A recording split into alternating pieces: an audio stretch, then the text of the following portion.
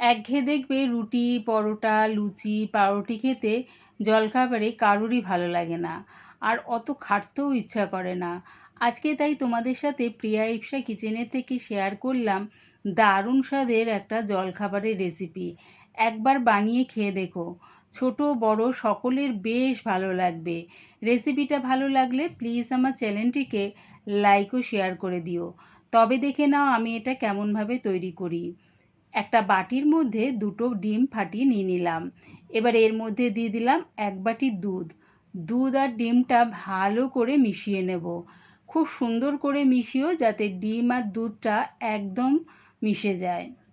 দেখো ডিম আর দুধটা ভালো করে মিশিয়ে নিয়েছি। এবারে দিয়ে দিলাম এর মধ্যে 1 বাটি মতন ময়দা। ময়দাটা দিয়ে আবারও সব কিছুর সাথে ভালো করে মিশিয়ে নিচ্ছি। এর মধ্যে যেন কোনো রকম ডেলা না থাকে। ভালো করে মিশিয়ে নিয়েছি। এবারে দেখো কী কী সবজি নিয়েছি। গাজরটা আমি গ্রেট করে নিয়েছি। গ্রেট করে না নিলে যদি এটা কুচিয়ে নিই তাহলে দেখবে এটা খুব মুখে লাগে আর খেতেও ভালো লাগে না। নিয়েছি পেঁয়াজ কুচি, টমেটো কুচি, ক্যাপসিকাম কুচি, আর নিয়েছি কাঁচা লঙ্কা কুচি। একদম ছোট বাচ্চারা খেলে কাঁচা লঙ্কাটা নাও দিতে পারো। এবারে সব কিছু এই ব্যাটারটার মধ্যে দিয়ে দিলাম।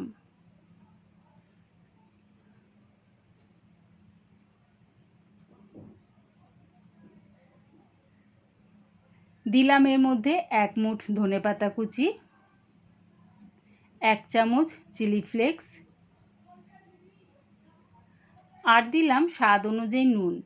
আর কিন্তু এর মধ্যে কিচ্ছু দিতে লাগবে না, এতেই দেখবে খুব সুন্দর খেতে লাগবে এটা। সব কিছু এবারে ভালো করে মিশিয়ে নিলাম। আর দেখো ব্যাটারটা আমি কিন্তু খুব একটা ঘন রাখিনি, একটু পাতলা রেখেছি। গ্যাসটাকে মিডিয়ামে রেখে একটা তাওয়া বসিয়ে দিয়েছি। তার মধ্যে একটু রিফাইন তেল ব্রাশ করে নিলাম। 1 হাতা মতন ওই ব্যাটারটা দিয়ে দিলাম। এবারে দেখো হাতার পেছনটা দিয়ে একটা গোলাকার শেপ দেওয়ার চেষ্টা করলাম। যখন দেখবে উপরের দিকটা একটু শুকিয়ে গেছে আবার একটু রিফাইন তেল ব্রাশ করে নিলাম। তারপরে এটাকে উল্টিয়ে দিলাম।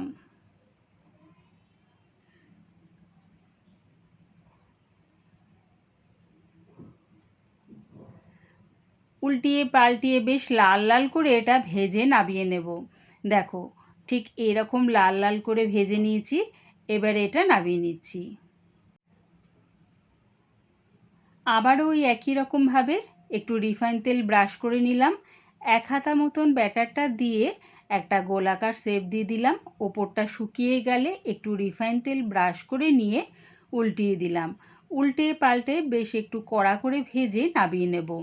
একবার এইভাবে বানিয়ে জলখাবারে খেয়ে দেখো, খুব তাড়াতাড়িও এটা হয়ে যায় আর খেতেও বেশ দারুণ লাগে, স্বাদটাও বেশ চেঞ্জ হয় মুখের। দুদিকটা বেশ লাল লাল করে ভেজে নিয়েছি। এবারে এটা নামিয়ে নিলাম। একবার আমার মতন করে জলখাবারে এটা বানিয়ে খেয়ে দেখো, দারুণ খেতে লাগে। আমার এই চটজলদি জলখাবারের রেসিপিটা পুরো দেখার জন্যে প্রিয়া ইপসা কিচেনের থেকে তোমাদের সবাইকে অনেক ভালোবাসা রইল। রেসিপিটা ভালো লাগলে প্লিজ আমার চ্যানেলটিকে সাবস্ক্রাইব করে দিও।